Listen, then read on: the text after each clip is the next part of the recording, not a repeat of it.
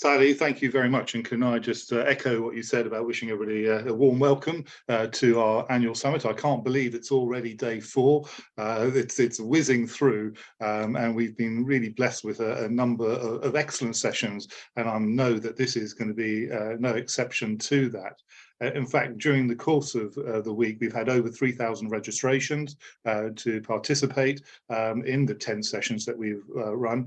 And you may not be surprised at all to know that this is the most popular session of the week, with over 400 people registered. So no pressure on our chair or our speakers, who I'm going to pass over to Paul Love, our chair from Guinness Partnership, shortly. And on that note, can I also thank Guinness Partnership for the sponsorship of this session, but also being a headline sponsor of the week. We're also thankful to all our other sponsors as well, and the week wouldn't be possible without the support of you. And if you're joining us this morning, can I also thank colleagues from Tunstall, UKRI, Lovell Later Living, and our associate sponsors, Extra Care Chapel Trust, Faithful and Gould, Housing 21, Invisible Creations, Johnny Johnson Housing Group, ProCare Limited, PRP, and Shakespeare Martineau. It's been great to have you, many of you, on board for other sessions already this week. But it doesn't leave me anything else to do but to hand over to our chair of today, Paul Love, the Group Director of Care and Support at the Guinness Partnership. Paul, thanks ever so much for your support. And I think this is the first time you've chaired a HousingLIN event. I hope there'll be many more, and really great to have you and colleagues behind the scenes supporting us. Over to you.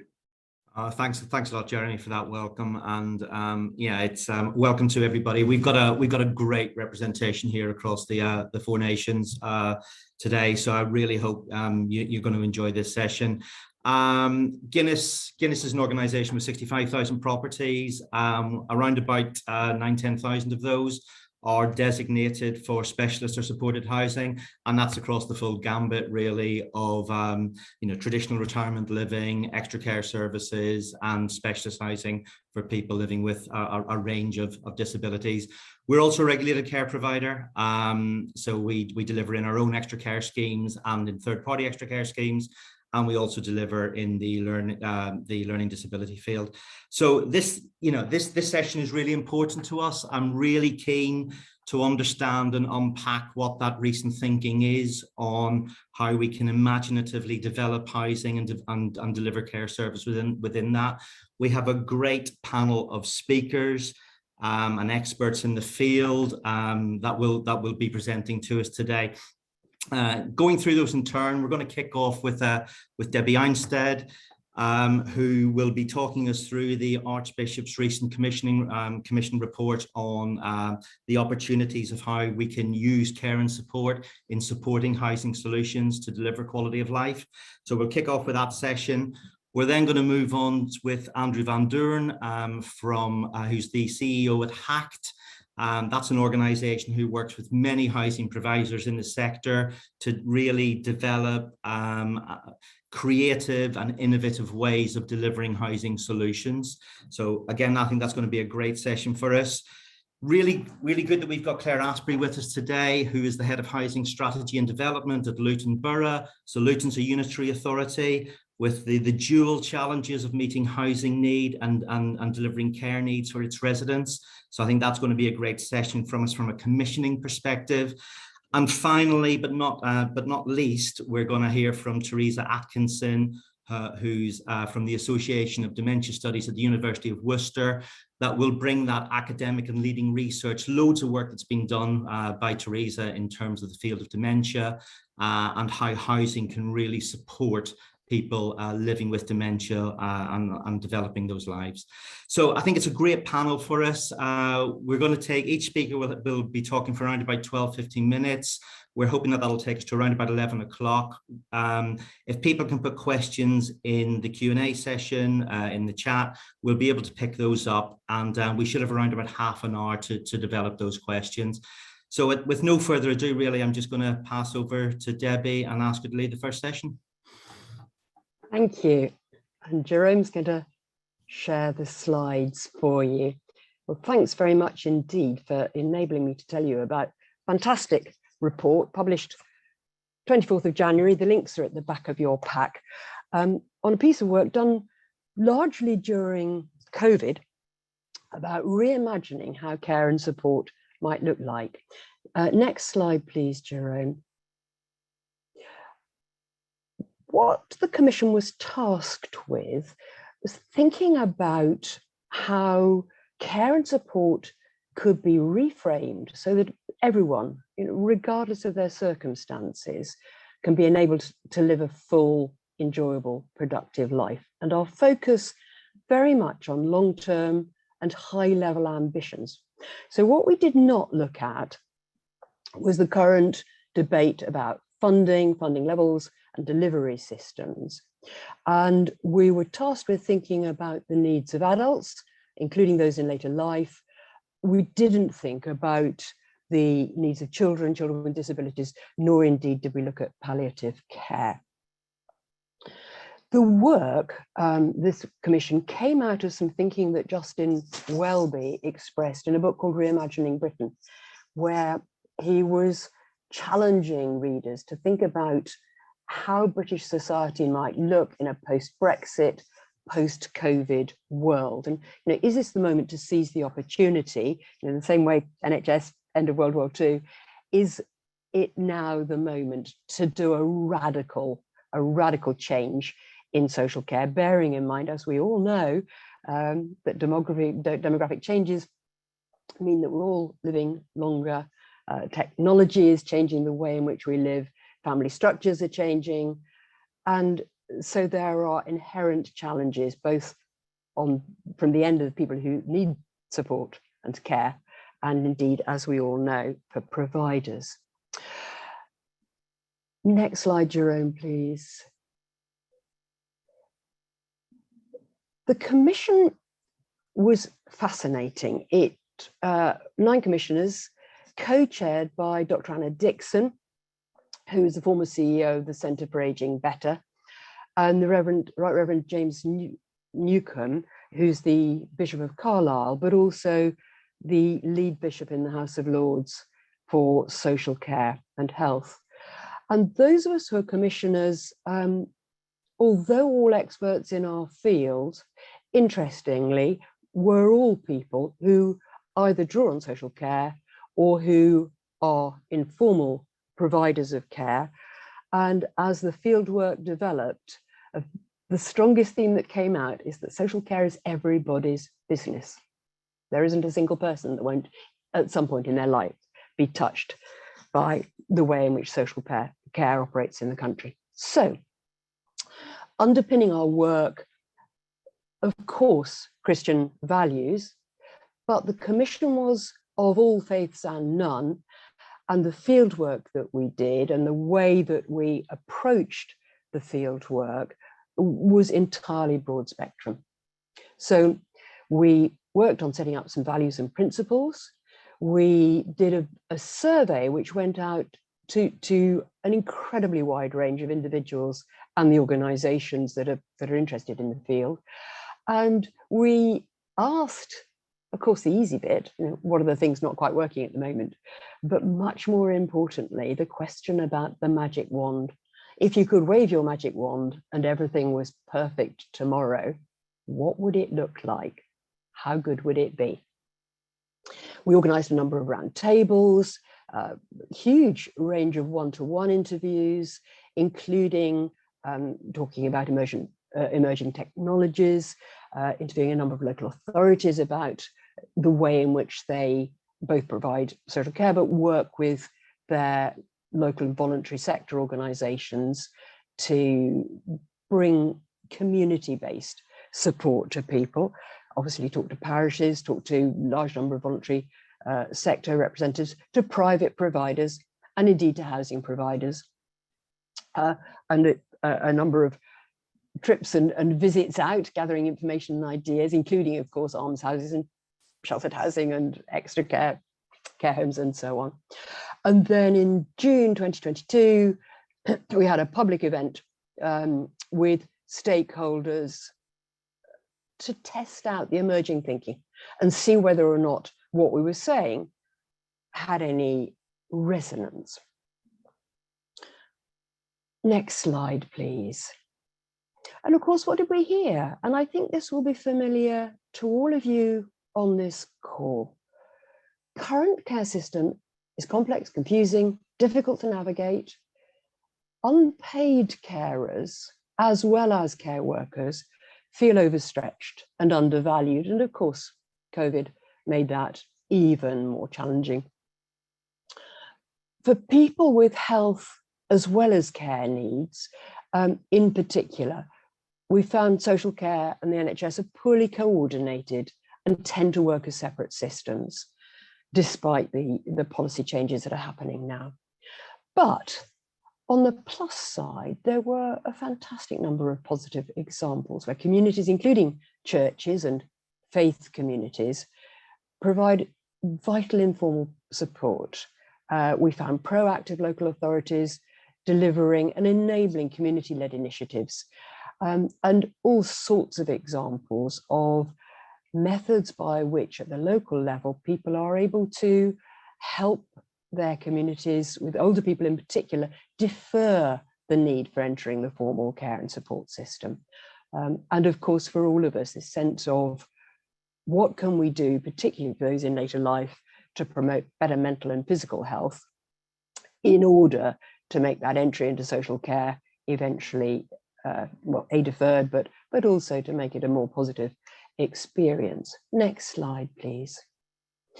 Now, on housing and technology, although this was one strand and just one strand of the work we did explore with actually a number of you. We did explore how things can be made smoother and easier for an aging population in particular. It's clear that technologies, you know this, technologies already exist to transform daily living tasks, but some of the more sophisticated technologies are not yet widely available, are expensive. And there's a piece of interesting work going on, I think, with Places for People up in the Northwest, which is showing that people who are less well off and older are the least likely to be willing both to adopt and to pay for the technologies that might help them. And for those of us involved in social housing in particular, I think that's a critical issue. It'll change over the next 10 years or so, but it's an issue.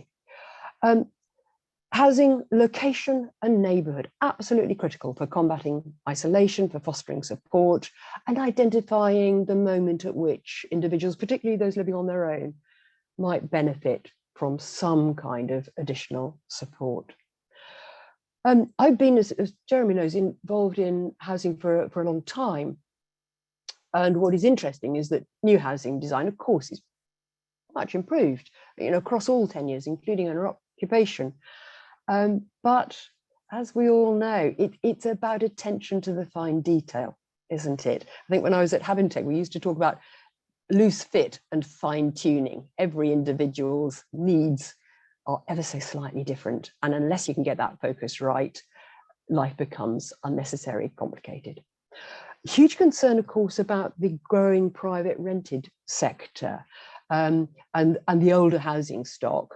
And again, you're so familiar with this, but unsuitable older properties, insulation, energy costs, all of those things in the private rented sector, an immense challenge for us all going forward. And in terms of positives, those of you involved with the local authorities, aids and adaptations, absolutely mission critical in enabling maximum freedom. And I can tell you from personal experience that a good OT is worth their weight in gold. And I suspect there are a lot of people on this call that would agree with that. Next slide, please. So the vision, based again on Christian theology, but I think broadly acceptable to any decent-minded human being. Care and support needs to enable people to flourish and live life to the full. We think that access to the funding for care and support should be universal and should be fair. How we care for each other, and mutuality, a strong theme, should reflect loving kindness and empathy. Society needs to be inclusive for people of all ages and abilities, and how care and support is delivered should promote mutuality. So there isn't one person doing something for another, but there's a mutuality in that relationship, which is based on trust. Next slide, please.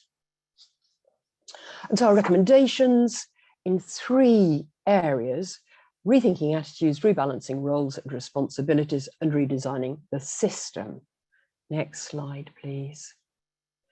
So on attitudes, care and support needs to be not just about the transactional tasks of daily living, the 15 minutes to get you out of bed and get you clean and settled. We heard from everyone that to lead a full life, you need emotional, spiritual support, as well as practical help. Care and support is absolutely everybody's business at different times, almost all of us, and we all will have come across this during the pandemic. We will care for someone, or we will be cared for ourselves. Shifts in attitude to care absolutely need to go hand in hand with attitudes often negative to old age, to disability, and to mental ill health. And we know that to change attitudes, we need a broad coalition. So that's got to include politicians, faith communities, church and non-church organizations, all faiths, to take action and encourage a culture shift. Next slide, please. Now, rebalancing roles and responsibilities. At the moment, the commissioning process, as you will all know, is very much a top-down allocation of resources. What we are arguing for is a national care covenant, which sets out the triangle: individuals, families, communities, alongside local and national government, to look at how we can hopefully put more investment in, more emphasis on communities, as well as where people can stay and be supported to live and live well. We want to work towards a completely new deal for unpaid carers, giving them more practical, financial, emotional support, stronger role for the state in guaranteeing universal access, and a renewed sense of all of our responsibilities as actively engaged citizens, no matter where we sit on the triangle of care. Next slide. And redesigning the system. Now, this is the challenge. We would like to see it simple, consistent, person-centered, and the long-term aspiration is making support and care a universal entitlement. With a simplified assessment process, people to be trusted to manage their own care and decide what support they need. Independent advocacy, really important to help people access their rights and entitlements, and a renewed emphasis on the personal qualities and values required for those who work professionally within the system. Next slide, please. So, next steps. Well, the main report, I think, is 70 pages. There's obviously a shorter version, but we were so mindful that there have been hundreds of different reports, assessments, reviews over the last 10 years and more. And our report very much is a work in progress. We absolutely don't want this thinking to sit on the shelf. We're following up now with interested parties. We're beginning to develop a step plan for who might need to be engaged, who might need to be involved. How do you build a coalition for change? And hopefully the National Care Covenant might bring us towards that. But it's early days. Thank you. I think there's a final slide with the links. And later on during the Q&A, I'll be very happy to respond to any questions that participants may have. Thank you very much, Paul. Thanks so much, Debbie. Really interesting to sort of hear that current thinking and the findings. And I'm sure as we've been through all the presentations, we will want to get into how we build that coalition and that thinking around national care covenants. So thank you for taking the first session. If I can now move on to Andrew.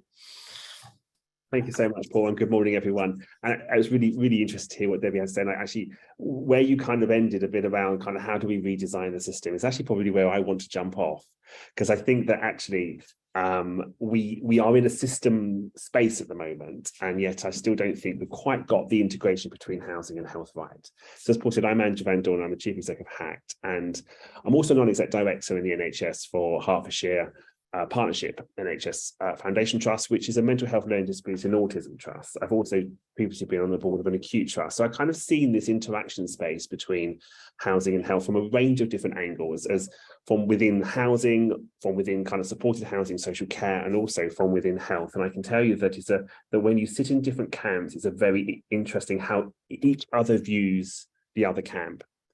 And sometimes they don't view them at all. And I think that's what I want to explore a little bit with you today. So I'm just going to share my screen.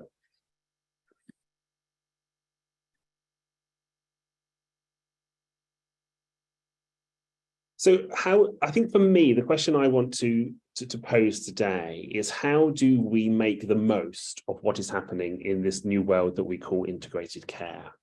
And in some respects, I think it's worth, first of all, reflecting that the language of integrated care, the language of integration, isn't new to us. It's something that we've been talking about for as long as I've been in the sector, which is 30 years. It's something we're probably going to talk about for another 30 years and more. And it's certainly something that actually requires change at all levels. So it's not something that is necessarily new, but I think it's worth reflecting on that we actually have a new kind of mission in some respects from within the NHS around integration. And I think it's important that we then kind of ask the question, well, where are the opportunities in there? We know that actually we work in a really challenging environment right now. Things are hard, and things are hard everywhere. And we can allow ourselves to kind of get into how hard it all is, or we can start to ask another set of questions, which is, where are the opportunities? How do we start to make things change and more integrated going forward? We've got kind of a new set of kind of language, a new set of kind of configurations of health and social care, and sometimes housing across local communities at the moment. So we've got our integrated care systems, our integrated care boards, and our integrated care partnerships. The NHS does like its three-letter acronyms, and sometimes we get confused about what each one means. But we've also got kind of place-based partnerships, so kind of recognizing that actually you can have a system approach, and that's really important, but also you need to have a place approach. And place generally means, but not necessarily always means, kind of a social care authority level of place. And that's interesting because even, when we think about what we mean by place in housing isn't always necessarily what others mean by place in health and social care. And sometimes when we think of place, actually we think of neighbourhood, and we think about the kind of the communities in which we're working, and which our schemes are, and which our housing exists. And so in some respects, actually, our interaction could be either at place-based partnerships, because we're kind of care and support and specialist housing organisations, or it could be at the primary care network level, so the more the neighbourhood level for health. And actually, it's both. I would say there's the opportunity lies within all of those different kind of levels of what is an integrated care system. But I think the other thing that's really notable at the moment in the world of the NHS is some not new concepts, but kind of reinvigorated concepts. So population health management is something which is at the core of planning at the moment around how systems deliver their strategies. And it very much focuses on kind of cohorts of people thinking about what is it that we need to do for different groups of people. And it's not just what do we do for people now, it's also what do we do for people that prevents ill health in the future. And we know that many organisations in the specialist housing, care and support space actually see themselves as preventative services. We sit in that prevention space quite a lot, but so does more mainstream housing. We also know that we've been talking about the importance of prevention for a long time, probably as long as we've been talking about integration. But I think population health management actually enables us to think differently about how we plan for and then deliver services over the life course. And that's really important, because we know that for many people that we're working with, actually the life course perspective is really important. And the life course perspective is one of changing and fluctuating need and wants and desires. The other thing that's come up in recent times is the importance of health inequalities. Now, again, not new concepts. For us in housing, we work around health inequalities quite a lot. We work in communities that experience quite a lot of health inequality. But I think the whole kind of COVID pandemic actually really threw this into the spotlight for the NHS. And actually, I remember kind of talking to colleagues in acute trust, kind of who were quite frankly surprised at how the pandemic was playing out within communities and which communities were affected more than others. Now, they shouldn't have been surprised if they were paying attention to health inequalities. In fact, they should have known that that was what was going to happen. But for the first time, we saw people within health and people within public health in particular start to have a different conversation around kind of health inequalities, place in communities. And we know that for health inequalities, housing and access to good quality housing is one of those key determinants of health inequalities. And then finally, I'm going to say something about this in a moment about anchor institutions. And this is a kind of a new concept actually that has come to the fore in thinking about how health and social care, but predominantly health, if we're honest, can kind of contribute to economic and social development at a local level. I'm going to say something about the importance of them for us in housing and why that matters in a moment. So I'd like to focus on kind of where I see the connection in two main domains, and I want to focus first around community and around health creation. And I know that you've had some earlier sessions in this week around kind of health creation and the importance of that. And then I'm going to focus a bit about kind of more specialist and complex care needs, because I think both of those are really important to us in housing. They're certainly not viewed in the same way within health. They're often done by different people, but they actually require us in, I think they've got some opportunities for us in housing. So first of all, health creation in neighbourhoods. And actually, let's put our cards on the table first of all. Access to good quality housing, care and support is part of good health creation. So we are already one of the main actors in how we create good health in neighbourhoods for the population. And good health for people who are well now, but also good health for people who experience poor health at the moment as well. So how we work in that health creation mode is really important. And for the NHS, they've adopted this social prescribing language and methodology and importance, recognizing that many people within primary care and primary care health needs actually there are clinical interventions which might be helpful, but actually there's a lot of social interventions which are going to actually make sure that people live well and healthy lives in communities. And actually housing has been kind of doing social prescribing for a while. Well, what I would say is that housing hasn't necessarily been doing social prescribing, which is really, if we're honest, it's just triage and assessment and referral. Actually, what housing has been doing is a lot of the delivery of what are social prescribing services. And this actually, for me, in housing terms, this speaks to the core of who we are as general needs landlords. Not just that, but who we are as specialist landlords as well. And actually, we've got a whole load of expertise, a whole load of community connection, and a whole load of things that we do that actually enables people to access or to live good lives. And that's everything from maximizing their income, or making sure they got access to services in the local community, or providing space for things to happen, or providing access to good education, training, employment. There's a whole range of things that we do in housing. And as part of our Centre for Excellence in Community Investment at Hatch, we've been kind of monitoring impact and what organisations are doing. As both mainstream and general needs and specialist and supportive housing organisations. And we've actually, for example, we have monitored nearly £30 million has been spent on financial aid to tenants in social housing in the last 2 years. And actually, that's quite a phenomenal contribution in just providing financial aid. Now, that's been on the increase because of the cost of living crisis, but it just kind of shows you what we're doing in housing and how we're connected and how much we care actually about people who live in our communities. As I said, so this isn't just general news, this is also about specialists and supported. And we worked with Hatch and the HousingLIN and the National Academy for Social Prescribing worked together on a set of workshops and a report, and hopefully Sally will share that link with you about where you can find that. I want to give a nod to community-led housing and co-housing in particular. Actually, we again, something I know you've been talking about as part of this festival, and and the HousingLIN really champions that space. That actually in that space, which for many is a kind of a general needs and a specialist space. Actually, how do we work with communities to be able to resolve their housing issues, and how do we all actually benefit from a more collaborative and co-housing kind of environment going forward? The other thing that we do a lot from a kind of health creation is actually enable people to amplify voices. we are good advocates. We're a sector that does advocate for the people who we work with. And we do that at a local level. We try and do that at kind of a place and a system level as well. So sometimes we don't always have a seat around the table, but sometimes when we do have a seat around the table, we can bring that forward and we can help absolutely and provide those voices in those real lives. And the final thing I'm going to say around health creation is that actually none of this happens alone. We have to do this in collaboration. We have to put collaboration and community development at the core of how we work. And that's interesting for specialist and supported housing, because sometimes we don't often see that as our role. Sometimes we think that we don't often think that community development is a thing for care and support, but actually it is.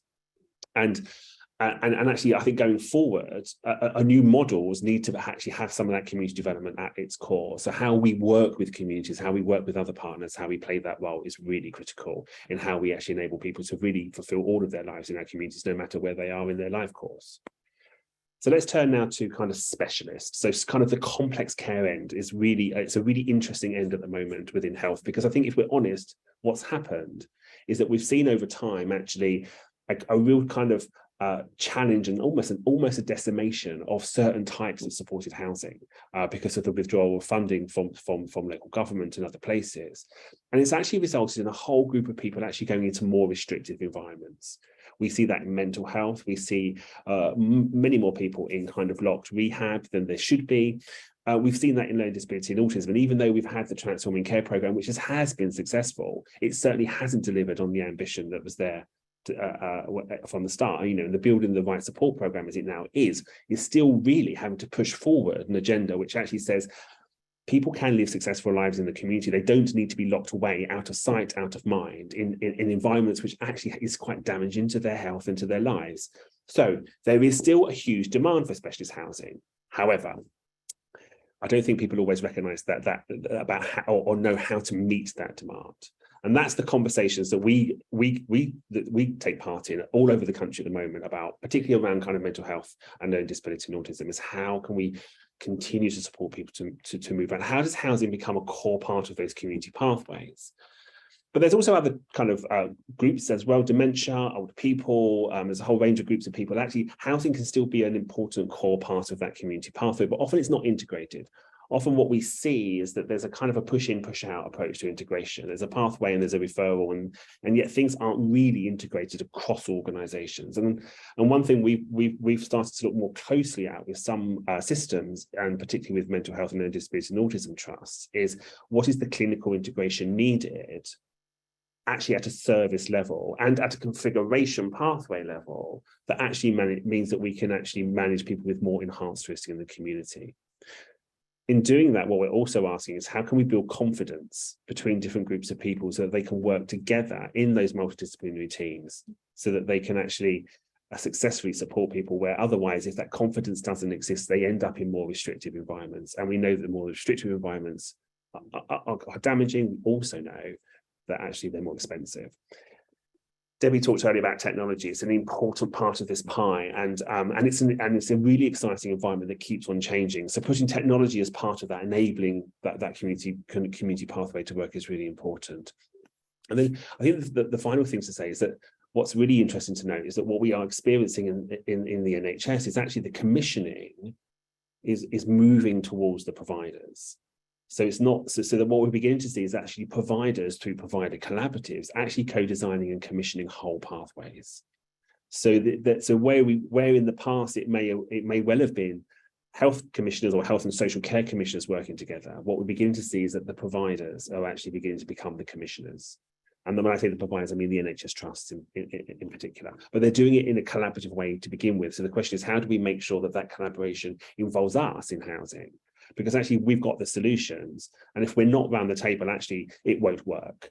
And we know that too often we end up in a position where the conversations don't happen quick enough, early enough, or well enough, and then everyone gets frustrated because it's like, well, we can't make the housing bit work. And it's like, well, hello, we can make the housing bit work, so come and work with us and we will help you make it work. You don't need to be housing specialists.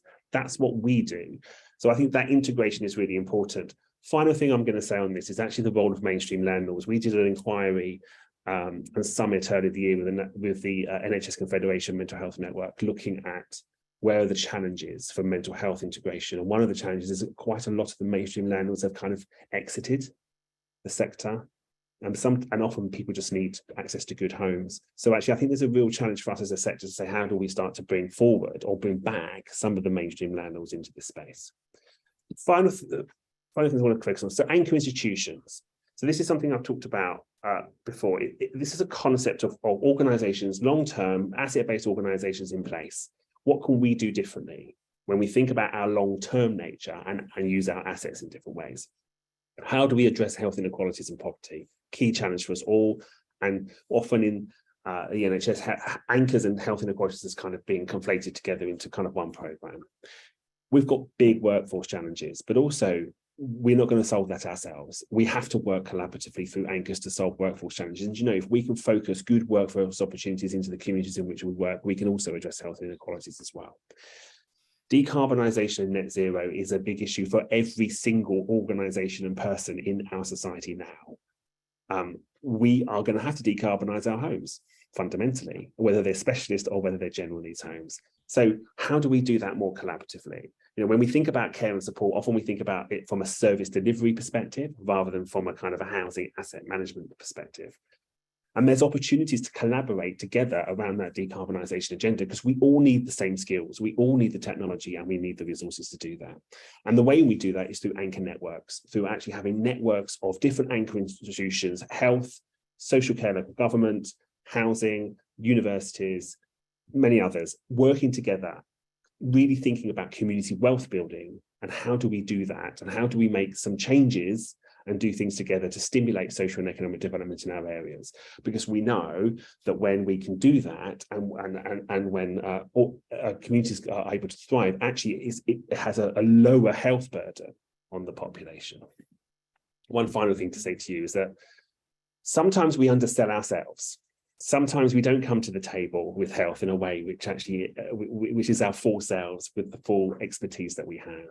And this is a kind of, this is actually comes from a psychiatrist perspective of their contribution to systems and to health systems. And I just stole it because it's a really good way of thinking about what we offer. We do offer clinical expertise. We may not call it clinical expertise, but we definitely offer that. We deliver excellent care and support. We're service user focused, we review our practice, we have reflective practice, we have therapeutic models at the core of what we do, and we are focused on quality and safety. That's clinical expertise. We are collaborators, we are natural collaborators, and we try, we're part of multidisciplinary team working, we share and maximize the use of our resources, and also we collaborate really well with service users and their carers and families. We are advocates. We advocate for the people who we work with, we advocate for the communities in which they work and where we work, and also we're communicators.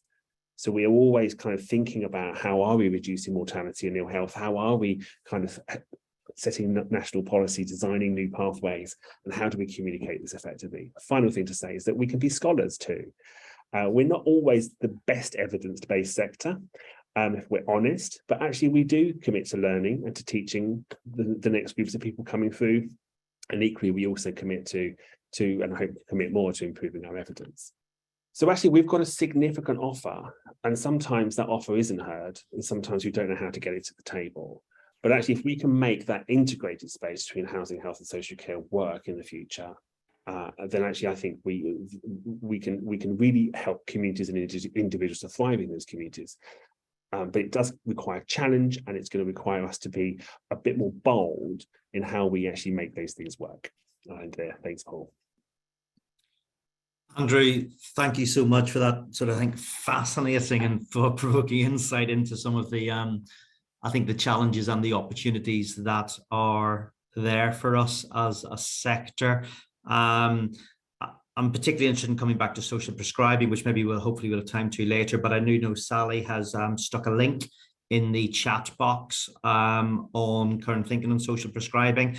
And probably the issue you talked there around the role of place shaping, that's probably a really wonderful segue into Claire, coming from a local authority perspective, and clearly that core element of making sure that their local communities succeed. So Claire, over to you. Thanks, Paul. I'm just going to do my best to share my screen, and hopefully this will work. Hang on.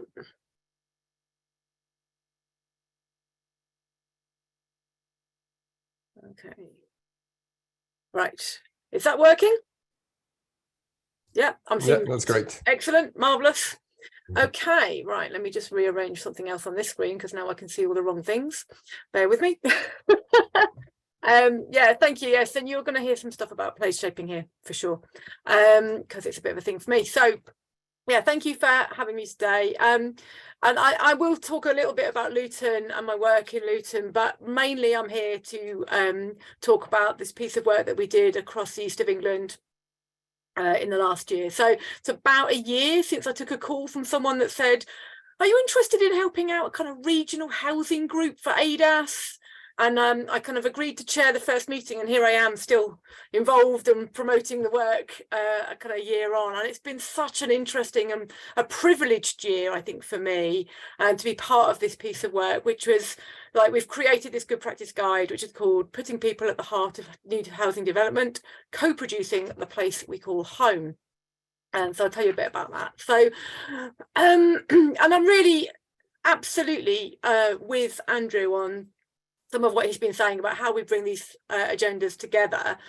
And I've been kicking around the sector for a long time as well, about 25 years in housing now. And certainly at the time when the big health and care integration work was happening, I was working at the National Housing Federation. I spent quite a lot of time feeling like I was on the periphery of stuff going, hey, housing's kind of important. And, you know, this for me, it's been really powerful for me, actually, because it's the first time that anyone ever picked the phone up to me and said, hey, you know about housing, can you come and talk to us about that and be part of a project from social care looking at place and housing and integration? And, you know, that's really, I can see that change. And also this phrase in the social care white paper, every decision about care is a decision about housing. Yes, obviously, I could have told you that years ago, but you know, it's just so fantastic. And I put it in the housing strategy for Luton that we rewrote last year. And in my day job, you know, I am absolutely building those more relationships into social care, getting a bit ahead of the game and thinking about those accommodation needs. So we haven't cracked it all yet, but like, we won't be taking these calls from people going, oh, we've got someone who's aging out of residential school in about four months. Have you got anything where they can live? I'm like, well, no, tell me when they're 13. And then when they're 18, I will have somewhere for them to live. But we're getting there, you know, it's getting better.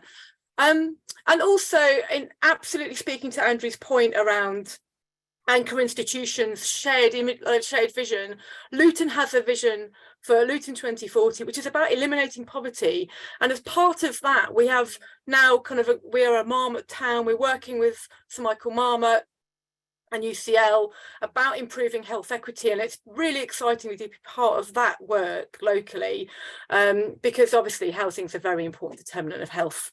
But beyond the stuff that I'm doing locally and putting myself about making everything about housing given half the chance, the work that we did for ADAS collated so much good practice, and I want to share some of that with you today. So what we did is we gathered together a kind of working group, and it was a bit of a kind of coalition of the willing. Anyone who was interested and could get involved, brought together lots of expertise and experience. And really importantly, we so benefited from previous work that ADAS had done regionally with people with lived experience. And so because they'd done some co-production activity with Curators of Change, we didn't have to do that from scratch. It was there, the infrastructure for co-production was there. And I think one of the things I would certainly recommend is that's so important. So yeah, absolutely, people gave up their time. We had this work shaped by people with lived experience. And some of that is very small things that make a big difference. Like if you just put the toilet there and the sink there instead of the other way around, I've had space for something else. And, you know, some of that practical stuff about how it is to live somewhere that we really learn from, that we can improve. You know, I want to kind of name check Mark Dale here, as he was a real linchpin of the project. He did a lot of work for us within the co-production space. And then as we went on, we had some groups around editing and launching and so on. And when we started with a sort of do something about housing, and that's quite broad. So, you know, we we had a lot of great input and guidance from the main ADAS group, and this has been a real brainchild also of Julie Ogley and Les Billingham from the ADAS regional group. And they really reassured us that this was the first piece of work in a series. It wasn't a one-off, it was going to be a longer term commitment.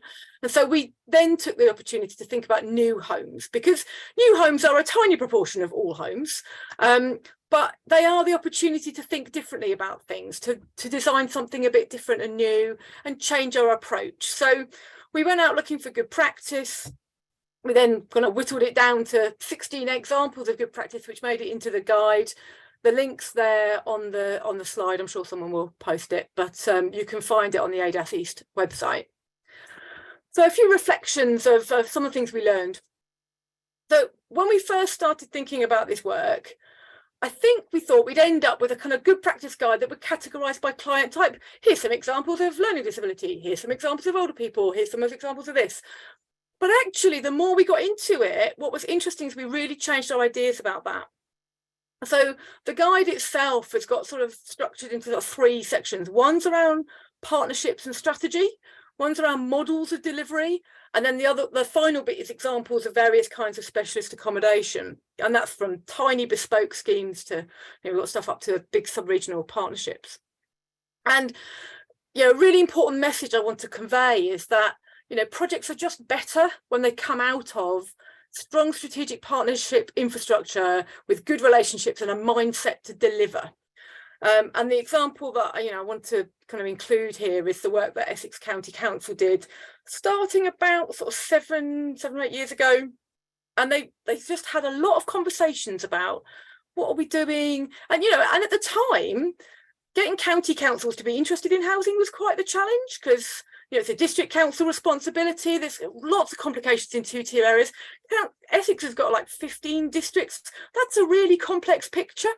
And counties don't always want to step into that space because they're treading on toes sometimes, or people feel they are. I'm not saying that's true there, but absolutely really interesting to have those open conversations that from which developed a new way that they were thinking about the assets that they had access to and what they could do and what was possible. And they developed a new sort of land valuation model. And this is really now, you can see it's delivered lots of new homes, open market, general needs homes, but a lot of specialist accommodation as well, and supports local district councils across Essex to deliver homes based off the Essex Housing Company. Now, I'm the kind of person who's geeky enough to get excited about land valuation models. I appreciate not everyone's going to get into that space, but it just makes such a difference. Those tiny bits of what feel like small different bits of infrastructure make a huge difference. So I'm really keen to advocate for that. And there are loads of examples in the guide about how if you bring together willing partners with a few real big important champions with a combined strategy or approach, it really just delivers differently, but it has to be there where it counts. The money, the planning policy, the commissioning approach, the political commitment, those things make it much more likely that you'll get good outcomes. You can have stuff happen, but those things really make a difference. So, some of the other things we learned, and here's a thing that I wanted to pick up, which is around asking people.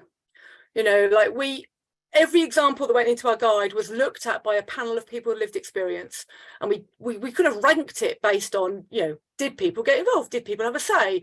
How do we involve people? So absolutely, we've got great examples of where we listen to people as part of designing something new, but also it's really interesting to see what happens when you can expand people's idea of what's possible. Because, this is infamous quote from Henry Ford, like if you asked people what they wanted, they would have said a faster horse. I think a lot of people don't have a lot of awareness about what's out there because we don't know enough in our general lives about, specialist services. And then we see what there is and we sort of base our thinking on that. So sometimes it helps to be imaginative. And some of the work in the guide, the work in Thurrock and Cambridgeshire, getting to the heart of how do people want to live well? How do they want to live well with care? And then having the courage to rethink some of the ways that is delivered and what it looks like. And I also want to give a special mention here to Richmond and Wandsworth councils, because they've had the vision to embed occupational therapists, and on which I totally agree with Debbie's point, amazing people. Yeah, they embedded occupational therapists into teams who are dealing with estate regeneration and new development. So that expertise on inclusive design, not just of buildings, but of places, is part of that thinking. Doesn't have to be bolted on later. It's sort of integrated into the way that estates are changing. And, you know, I just think that's like, I wish everyone was doing that. And I'm keen to be advocating that back into the work we're doing in Luton as well. And then, you know, last week I visited the Groveview Integrated Care Hub in Bedfordshire, which is a Central Bedfordshire project that's nearly finished now, and it's got housing for older people and an integrated sort of primary care hub space with all sorts of space for sort of shared different types of health services. And I think there's been quite a lot of faith in bringing that forward. You know, it's kind of very much, we think it's got legs, we're going to do it, and then making sure that it works when it's got going. I think sometimes you do have to have a bit of faith to bring that stuff forward. So I'm not necessarily saying if you build it, they will come. But if you listen to how people want to live and then be creative about what those options can look like and make it clear that it enables that, then if you build it, they will come. And finally, I just want to pick up on something that's come up already, actually, which is this stuff around future-proofing. You know, Debbie's touched on it, Andrew's touched on it. You know, I in my work, I'm building council housing for Luton. You know, we're moving to net zero, because why build something now that I have to retrofit in 10 years' time? Why not just build it net zero? That's, you know, we've got a target for that. We have to, now's the time, right? So we have to remove carbon from our lives, but our homes, our transport systems, our places, they all have to move to net zero. But our population, as we've said, is changing too, you know, and it's aging, the demographics are changing. Our ability to provide care from the workforce perspective is hugely challenging, as we know. So integrating low carbon and technologically enabled homes into our thinking around kind of supported and general needs housing, frankly, is so important. But when we talk about future-proofing, I'd like to think that when we talk about future-proofing, the agenda isn't just about carbon, it's about living inclusively and living well, and that's about meeting some specialist needs as well. And I'd really love to see some of that conversation shift away from a purely sort of kind of carbon agenda. Not that that's not important, because of course it is. You know, so because the more inclusive and enabling our places are, the better future-proofed we are. You know, and it's a really shared endeavour. So we do need everyone on board, because, you know, we have to listen to the people who live in those places, but we have to align all the policy around it, from spatial planning to health commissioning to, you know, what are the place services like, what are the transport arrangements, all of that, absolutely. So now that we've done our guide, we still exist as a sort of housing group, and we've been looking at what to do next. And we took some of that feedback, and we are sort of getting going on our sort of next project. So a couple of the likely next steps. One would be around placemaking and interaction at a kind of ICS or ICB or whatever the health engagement level is. I think there's a lot of work to look at there. I think there's a lot of space to be having useful conversations, as Andrew's saying. And there's also something about pathways in homes, because one of the things I heard a lot at our launch event was, oh, that looks great. How would I get somewhere like that? And I think that helping people understand how to access accommodation and what those routes look like is part of that picture. So accessing accommodation as well as having the accommodation is an aligned and important element.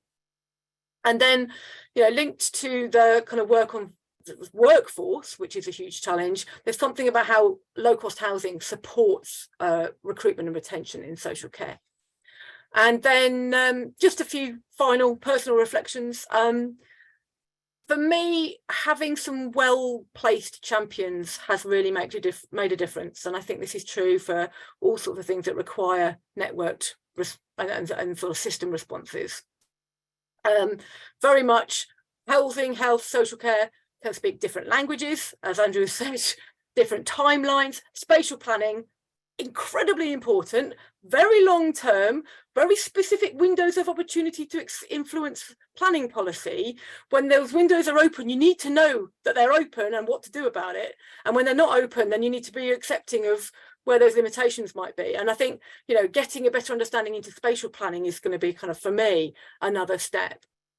And, you know, overall, good projects can come out of difficult soil, but it really helps to improve the soil. I think that, you know, good relationships, partnerships, understanding how to target land and resources, getting the people on side and aligning efforts so that you get what works for people and listen to the people who are going to use those services. Yeah, so I think there's a lot of reasons to be optimistic.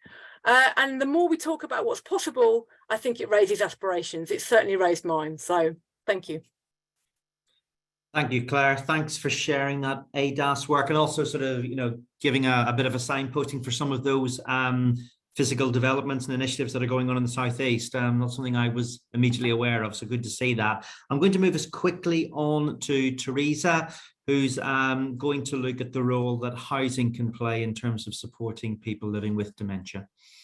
Thank you very much, Paul. Thank you. And it's great to be here today and a real privilege to be the final speaker, because a lot of what has been said today, the threads really run through the work I'm going to share with you now. So I work at the Association for Dementia Studies, which is based at the University of Worcester. Now, we're a research organisation, but we also provide training and education. So I'm involved in both strands of that. And it's been a real privilege for me over my career as a researcher to be able to gather the voices of people who often aren't heard and to translate that into research findings, which we can really use as a platform for taking forward a lot of the things that have been said today. So I'm just going to share my screen with you now. This is always the techie bit.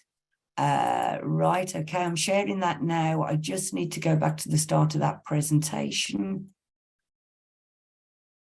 Okay, there we go. So Becky, who's in the audience today, and I carried out this piece of research. And what we really wanted to focus on is what extra care can offer and how it can benefit people living with dementia.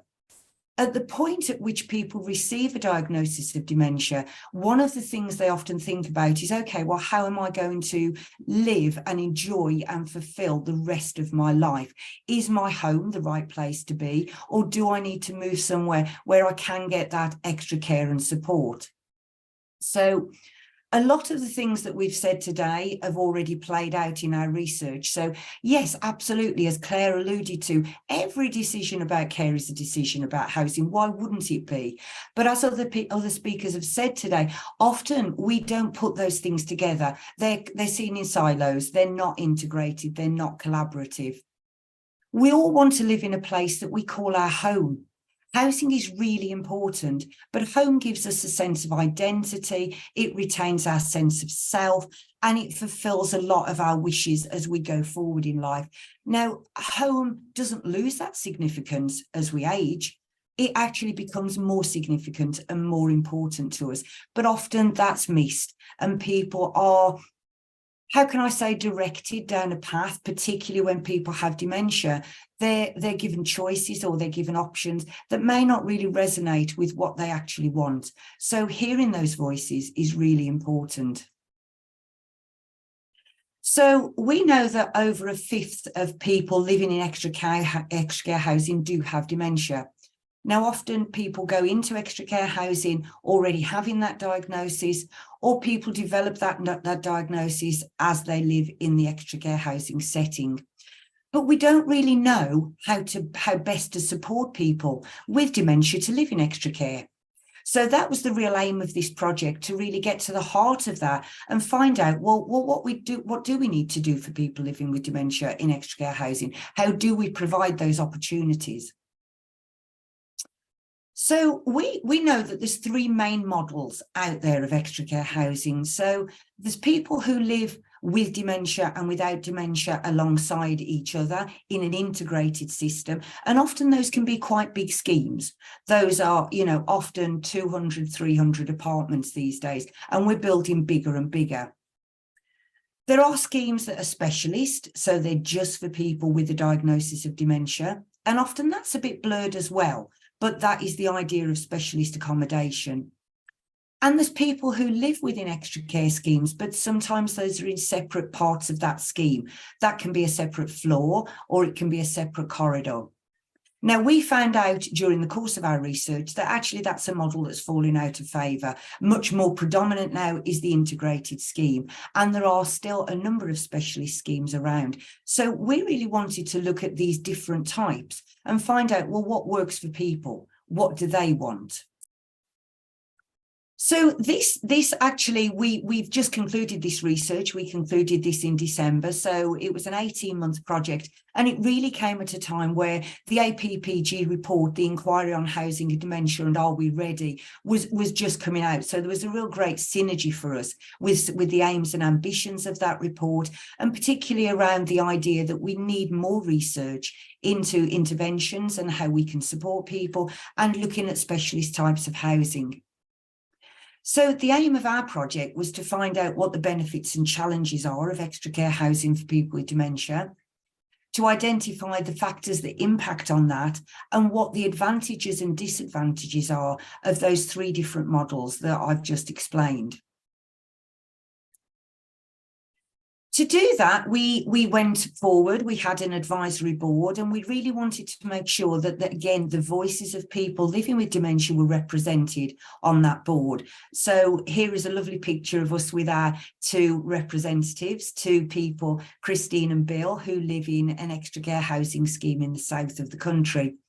They were involved right from the very beginning, right from the outset of the project, because as Claire's mentioned, I think that co-production is really important. And if we're going to set our findings, you know, if we want our findings to go forward, we need those to be supported with the voices of people who live in extra care housing with dementia. We did a literature review, which all good researchers do. Let's find out what's already been said and what's out there and what people have done. And we did a number of surveys and consultation that included commissioners, housing providers, and people living with dementia and their families. So this really shaped the kind of things we were going to look at when we went out to our case study sites. So Becky and I, we went all around the country for about a year, collecting the views of people at, as I say, 8 different sites. So these sites were all around the country, right from up north, right to down south. In different areas, rural, urban, different sizes of accommodations. But importantly, we had over 100 interviews with people. Over 55 of those interviews, so well over half, were with people living with dementia. And that was really important to me as a researcher, to make sure we represented those views and represented those voices. The other interviews were conducted with commissioners, because this is really important. We'd really need to know how extra care housing for people is resourced and commissioned, and also with the staff to find out their perspectives on how people with dementia can live well within their different settings. And again, remember that these are 8 different sites representing those 3 different models. As I mentioned earlier, we didn't actually find very many separated schemes.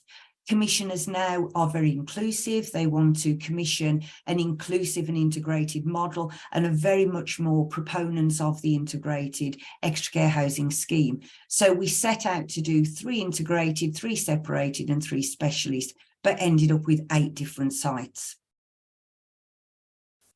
So this is an overview really of kind of what our findings represent. That on the right there, you'll see the outcomes for people, the positive outcomes for that resident living with dementia. But on the left, you'll see the things that impact on that. So the systems and the support that's around and out there, but also for us, what was really important is that interplay between the systems, how, as we've spoken amongst the speakers here today, how those models of support are integrated, how we collaborate, how we don't work in silos, but we start to work together to make sure those outcomes on the right-hand side there are there for people living with dementia. So these won't come as any surprise to anybody, okay? So we found the benefits of extra care housing are that flexible support and provision to enable people to live well, that sense of security and safety that is provided through extra care housing. One of the things that came out, people said, was really, really important, and goes back to my first slide, is about people having their sense of their own home, their own identity, their own possessions, their own private space. So they're still living in their own accommodation, but within a scheme that can supply that flexible care and support. It needs to be, again, we've spoken today about living an accommodation which is age friendly, which moves forward with the person, which is provided and structured in the right way, it's designed in the right way, and it provides support for people as they age.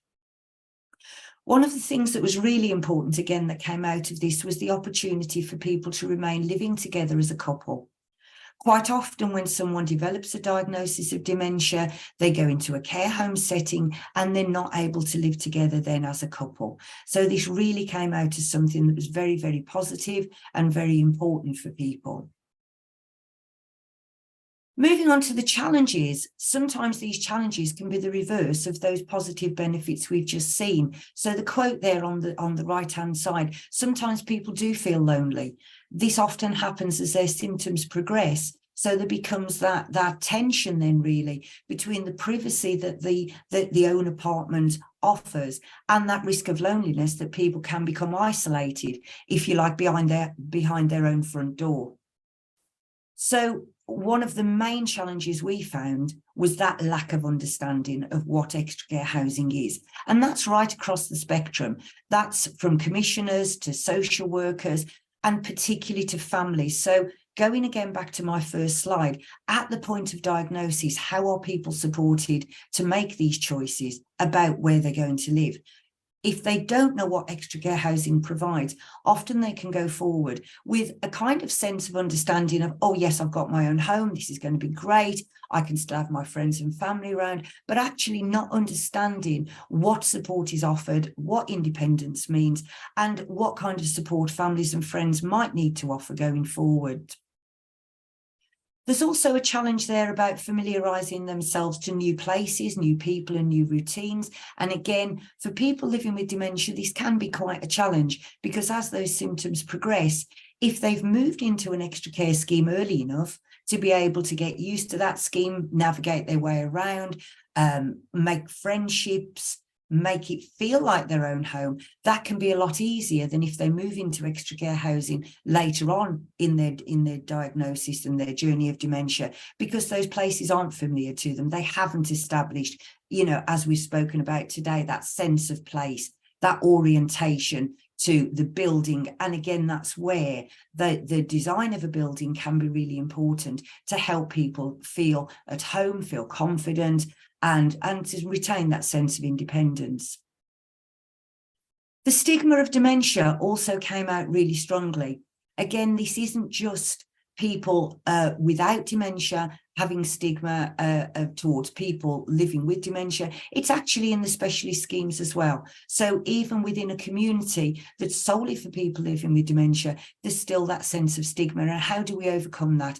How do we work together to ameliorate the challenges that poses? The advancing symptoms of dementia can also be difficult because, again, at the point at which people move into an extra care housing scheme, is the extra care housing scheme ready and equipped and well supported to be able to support the person right through that journey, right from the early stages, right through all of the symptoms of dementia and the different changes that people go through as that disease progresses? What makes a real difference to those benefits and challenges is the variables. So the variables dictate whether those benefits are experienced, and whether those challenges can be ameliorated. So the variables that we drew out of the research are very much focused around this list here. So an individual personality and history, what the person has lived through, what their personality is, and how they can accommodate themselves to living in the extra care housing setting. As I've mentioned, the symptoms of dementia, that is a real variable. So again, the point at which a person enters into an extra care housing scheme, the point at which those choices are made, whether their symptoms develop or don't progress. You know, quite often people are able to live really well with their symptoms for a real number of years, but sometimes those symptoms can progress quite quickly. So again, how can we be ready to support the person? The staff, the care culture, the training, the consistency of that staff, again, is really, really important to supporting the person with dementia. The more consistent a staff team is, the better trained they are, the more awareness they've got of dementia. And that leads into, you know, ameliorating some of the stigma, getting the population ready that live within that extra care housing scheme.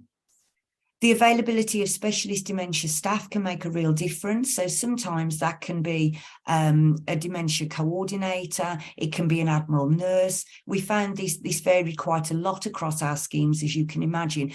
But within a lot of schemes, there are wellbeing enablers. And these can really unlock the key to people with dementia not being trapped behind their own front door when they no longer feel confident to come into those social spaces or to take advantage of those activities, but to be reminded that an activity is going on and to be sometimes accompanied to that activity to make sure they can still appreciate, engage and benefit from all the opportunities that extra care housing and social activities offer them, or to take them out into the community. Again, the whole idea of extra care housing is, you know, as several speakers have mentioned today, it's that sense of still being connected to your neighbourhood, still having a place, still being part of that community and the environment in which you've lived your life. So those relationships with the other residents, it's really important that people living with dementia have got time to establish those relationships, but also that the other people within that scheme are aware that they will be living alongside people living with dementia.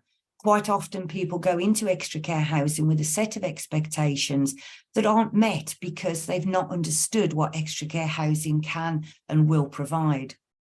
I've already mentioned the physical space, the environment, making sure this is age friendly and that we've got the right space, the right facilities, the right design to support people. And also thinking about those three models, people need to choose carefully. They need the right information and advice as to which one of those schemes might be the best and the most appropriate for them. So why are we here today? Well, we're here today because we've heard from some wonderful speakers.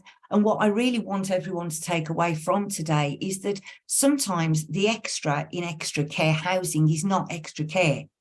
Often people living within their own homes will have all the care they need. So living out in the community, in traditional housing stock, they can still access domiciliary care. So it's not the extra care, but it's actually the extra is the support that the resident can take advantage of, which will enable them to access all of the things that the scheme offers. But this will depend very much on those variables, the person, the scheme and the relative circumstances in which the people find themselves. So those variables have got to be balanced around the individual. They've got to be there to promote their strengths and optimize the environment for each person. And there isn't a one size fits all. We have to look really carefully to see what we as individuals provide. So what I want to really finish on today is some of the things that we heard, some of the voices that came through very strongly from our research. So for one of our residents, he said, to me, it simply means that I do have 24-hour backup, someone who can come in a few times a day, they can do that bit of washing up, they can just provide that little bit of support to someone. To someone else, it might mean that, you know, they've got someone to go to if they've got a problem. All you've got to do is ask, all you've got to do is go and find someone. I like this one from one of our participants who said, life is a good thing when you help each other. We've already spoken about that. Claire alluded to that earlier. Chat with them, have a laugh, and just basically enjoy those elements of life that, you know, we should all aspire to, despite our age, despite our diagnosis. We all aspire to have a full and rich life. So I'm going to finish there because I know we're tight on time. But one of the things I do want to take out of today is that our findings, we've developed these booklets, and we're going to be launching those next week in the House of Lords. So they will be available, and they are for people living with dementia, so that they can get that advice and that information to help them make the choices as to whether extra care is right for them, what extra care provides, and also give them the information to look for different extra care provisions. There's a booklet for extra care housing providers, and also a booklet for adult social care providers, commissioners and social workers. So next week we'll be launching those. They'll be on our website. They'll be available through the HousingLIN website. And hopefully we'll be able to use those booklets to better support people living with dementia and their families, and to really understand what extra care housing can offer to people and their families as they move forward with their diagnosis. So thank you very much. Thank you, Teresa, for that. I was just going to move sort of straight into questions that had been loaded, and maybe Teresa, maybe if we could just start with one for you. There's a question that's been raised on whether what impact sort of COVID has had on the needs of the population, I think particularly from a demential angle. Is that something that you were noticing in the research? Absolutely, Paul. That was something that came out very strongly, that there were a lot of schemes, particularly when we first started doing our case study visits. So we started probably just after lockdown, and we'd already had to make sure that our research could go ahead despite COVID. And we had to make adaptations to make sure that we'd still be able to talk to people on Teams, on platforms like this. Thankfully, we were able to go out to the schemes. And one of the things I think is really important when we do a piece of research is we have these ideas, you know, we have our interview schedules, we're all set. But actually, one of the things that makes a real difference to our research, the richness that the observations bring. So in the schemes, what we noticed when we were first going out just after COVID is people were very much in their own homes. They hadn't yet started to go out of their apartments. Activities were starting to be provided, very much around the restrictions, you know, and being very much guided by the guidance out there as to what could be provided, and social distancing and still wearing masks. But that was a real barrier to people, you know, and they didn't feel safe a lot of the time. You know, it felt quite a brave thing that they were venturing out and going to the social activities. And what we noticed over the time that the project took place over that 18 months was that people really did start to re-engage. So COVID did have a massive impact on people's confidence to go out. But what we also found was this real desire and real drive to still make sure those communities were still connected. So people did find ways, you know, to still connect, to still make sure their residents had that social input and could really still flourish during COVID. So there were a lot of good initiatives, Paul. I think sort of as an observation sort of on that question, I mean, as a dom care provider, we did notice during COVID that there was much more care and support being provided by the family.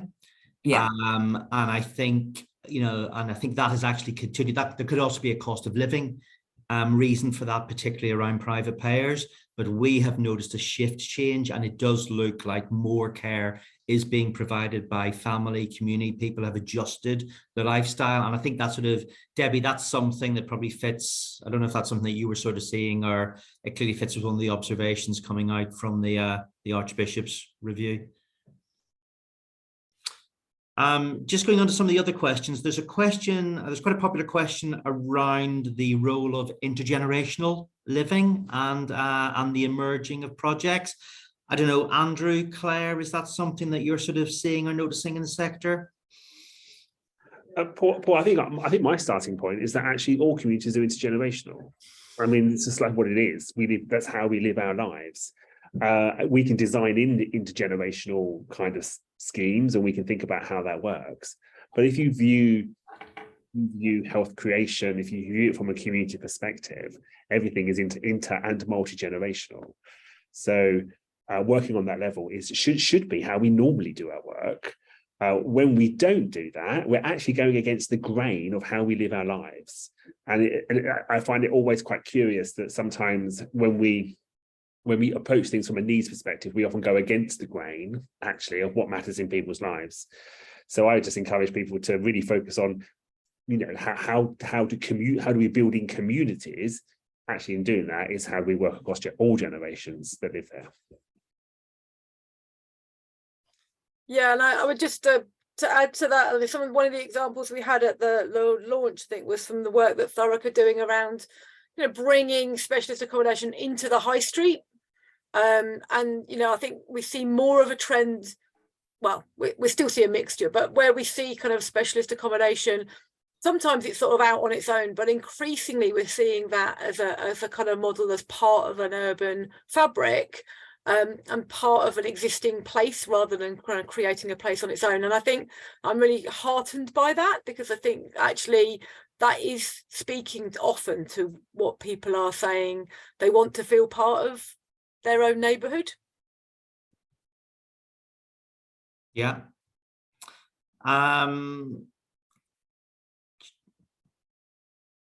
Just looking at some other questions. There's a couple of issues being raised around the thorny and seemingly perennial issues around siloed working, lack of joined up thinking. How do we truly integrate health, care and housing to make a real practical difference? Those questions have been around for a long time. Do we see a changing environment in that context? Well, maybe I'll come in there. I think I'm an eternal optimist, as people will know, and actually I think I do see some change in that. I think some of the work that we've been doing, particularly around kind of more complex groups, so mental health, learning disability, autism, I think we're beginning to see clinical integration as a kind of a key, something that we need to work on.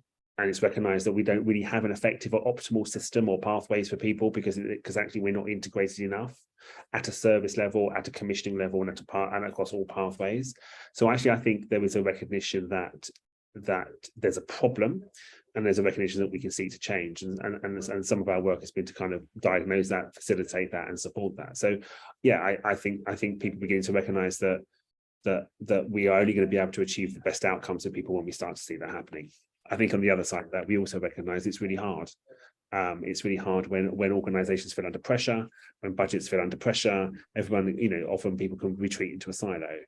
I think all I would say, and there's questions there about kind of, you know, people, do housing people talk enough about health, and do health talk enough about housing? I think actually we just have to keep on talking about it. It's not something that's going to be miraculously addressed overnight, but actually we all know that when we get it right, it can be really impactful, and we've just got to work hard at getting it right, and you know, that's got to be our mission. And if I can pitch in, Paul, quickly, and I think what is a real shift in the way in which this is all, how the communication flow works, is that individuals who draw on care and support now absolutely are completely part of the conversation and expressing what they need and expressing frustrations. Now, I think maybe even 10 years ago, consultation with residents, consultation with service users, you know, it was almost as if it was an add-on. And now, you know, there cannot be a local authority, there cannot be a voluntary organisation or a housing association in the country that doesn't work with people who draw on and use the services that are provided. And I think that's absolutely mission critical in ensuring that we are all held to account for talking to the right partners and the right delivery agencies when we're doing the planning about new policies and new framing. Because if the people who use the services are telling us, you ain't got this right, then we have to talk to each other. Yeah, and just to add on Debbie's point, the people at the centre of it who are receiving services, they're the ones who see all of it. So they have really valuable information to share. And And I think, you know, from the time that I've spent observing where sometimes this works or doesn't work, one thing I would say is that some people who are really willing and make the effort really make the difference. It doesn't matter where they are in an organisation. In some cases, you can have structures that encourage partnership, and that's great. I think we should have structures that encourage partnerships. It should be intentional, not accidental. But you also need people who are willing to do it. And my experience shows that, you know, in a variety of different places, if you have enough of those people stick around for long enough, and also like changing people around is part of the problem. If you have enough of those people who build the relationships and stay around long enough, eventually you create a culture in which it is normal to collaborate. And when that works, no one notices that you're collaborating because it's just how things are done. And I think there are a few places I've seen in my working life where that's really functioning, not necessarily even in this space, but in different kind of contexts. But, you know, that does make a difference. But you need the champions, and you need them to stick around and change the culture. And I think linked to that, as we were talking earlier, you know, issues like dealing with prevention, you know, housing, they're long-term issues. How are we in terms of, you know, the funding and the structures of health and local government? Are we seeing any emerging lights that would enable that greater long-term thinking? You know, net zero carbon is another key issue in that. You know, I've always felt we've struggled with this issue of really short-term budgeting within both a health and a local authority setting, whilst trying to deliver what are really long-term solutions to improve the health and well-being of our population. We're beginning to see anybody wanting to end this on a really positive light, and we're beginning to see some breakthroughs there. So Paul, what we're seeing, what we are not seeing is those funding regimes changing. That's not what we're seeing. You know, we've got a 5-year strategies in the ICS now. Lovely. We had strategies there before. They look the same. You know, local government works on its cycle. We're not seeing that cycle change. What we are seeing is the anchor kind of thinking starting to come forward. Now that has the potential to take that long-term view, and it means that we can make different decisions when we take a long-term view, which is actually rooted in place, and trying to understand that actually if we're going to transform place and communities, then it's not going to happen even if the funding regime changes. It's got to be a different type of commitment. So being in those conversations is actually, I think, where we all need to be. Okay, that's Jeremy, I'm just going to hand over to you. I'm just conscious we're sort of butting up against time. Is there anything you would like to add? There's certainly fantastic questions as well, Paul, and it's a shame we haven't got another half an hour to go through those. But on behalf of the HousingLIN, thank you for chairing this session and all the contributions. It feels to me that, you know, the idea that Debbie was sharing with us about the national covenant, that covenant is a really critical part around thinking about the value base and what our hopes and aspirations are, wherever we are, you know, across all ages, all diverse communities and the like. And it's really up to us to work as a society to work closely in taking that and championing the housing elements within that as well. And I think Sally posted a paper earlier from an earlier commission report from the Archbishops, which was looking at housing as well. And it was very much around the importance both of the individual, but also of those places in creating and shaping compassionate, caring communities as well, both in terms of the anchor institutions, but critically, as Claire highlighted, the work of Mark and others around engaging really importantly with communities, so it is effectively co-produced and co-created. Both some fantastic examples that all four of you have shared with us this morning. My final comment, so we're going to continue some of this debate tomorrow and this afternoon. So on this afternoon, we have a session called Design for Health and Wellbeing, which is going to be a bit more from a technical look at the sort of physical architecture. So if you have an interest in that, it picks up on some of the points raised by Claire, Andrew, and Teresa. So please do join us on that. And Drew talks about the importance of climate change, sustainability. And it's not just about the sustainability of those anchor institutions, it's also about how we contribute to our own lives and change our own behaviours. And we got a session with the UKRI and Faithful and All tomorrow morning, thinking a bit more about that. So we're building up to a crescendo. This has been a really important session to help our thinking, as Drew highlighted. And on behalf of the HousingLIN, can I thank Guinness Partnership for sponsoring the session. Can I thank all 4 of our speakers for their wonderful contributions. It's been a real rich learning experience for me. And I think Janet highlighted the need for us to think about how do we engage with workforce and shape and work with those to look at training and development and learning opportunity. And before I forget, can I also thank the HousingLIN team behind the scenes who have been working quite hard on this. So Jerome and Sally, thanks for your particular support on this. And finally, just to say thank you all for watching and listening in this morning. Been some fantastic questions, and do join us for future sessions over the next day and a half. So thank you, and all the best to you all.